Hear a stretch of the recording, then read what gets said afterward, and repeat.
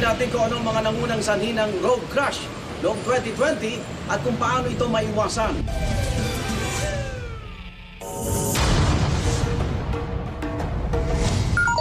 Panlima sa listahan ng PNP Highway Patrol Group ang drunk driving o pagmamaneho ng nakainom. Mahigit 200 disgrasya ang naitala kaugnay nito sa bansa noong 2020. Mas mababa ito kumpara sa datos na 485 noong 2019 at 528 noong 2018.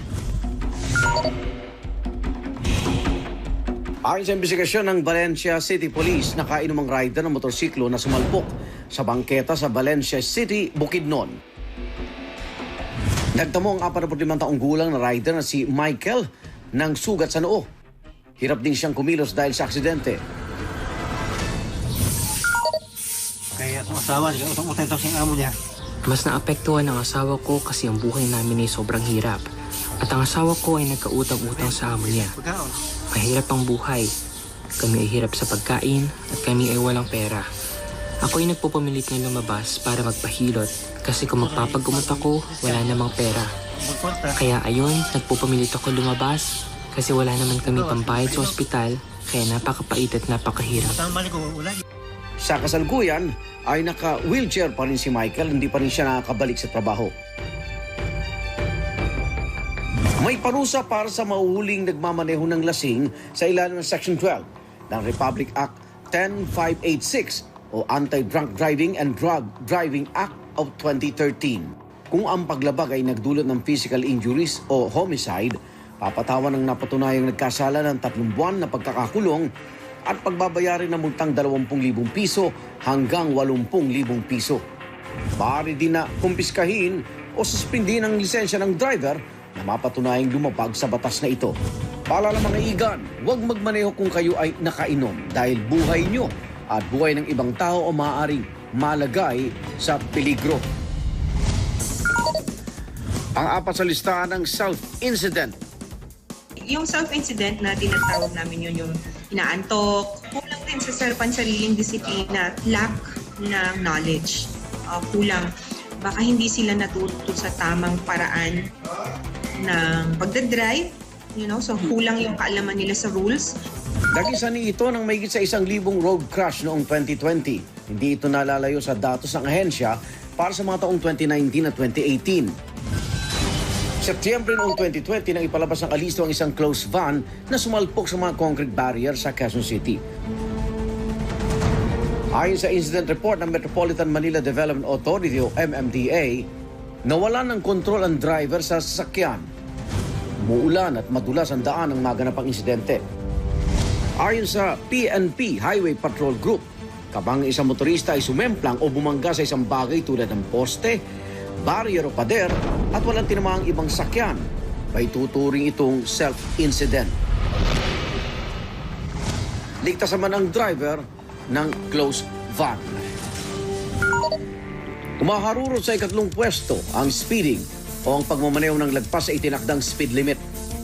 Nakapagdala ang PNP-HPG na mahigit 1,000 speeding violation mula Enero hanggang Oktubre noong nakaraang taon.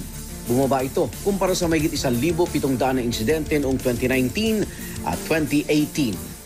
Sobrang napakalaking factor, of course, yung confinement ng ating mga kababayan na wala nang nagta-travel. And we can also assess from here that yung work from home is also effectively parang part na rin ng management natin ng traffic, that people can actually work from home and not necessarily go to their offices para magtrabaho. Nakita natin yon as a factor in country contributors. Mabilis ang takbo ng motorsiklo ito kaya ito sumemplang. Nang mapadaan ng motorsiklo sa isang speed bump, nagpagulong-gulong ang rider, tumampas ang kanyang ulo sa kalsada. Ang rider walang suot na helmet. Nagtamo ng bukol sa ulo at mga gasgas sa katawan ng rider. Natanggalan din siya ng 2 ngipin. Ang speed humps ay nakadisenyo para mag-slow down ng sakyan ng 25 hanggang 30 km per hour. Pinababagal naman ng speed bumps ang sakyan na mula 10 km per hour pababa.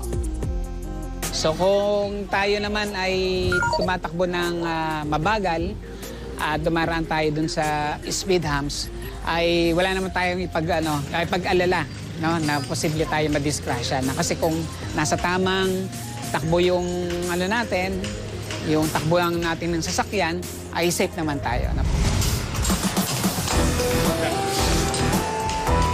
Kaya nagdesisyon ang pamunuan ng Barangay 203, Zone 18 na pinturahan ang nasabing speed bump.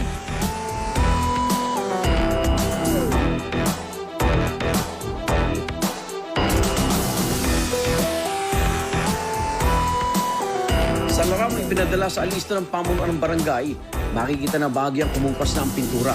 Pero ang good news, mga igan, wala nang naitalang disgrasya sa lugar matapos ang pagpipintura sa speed bump.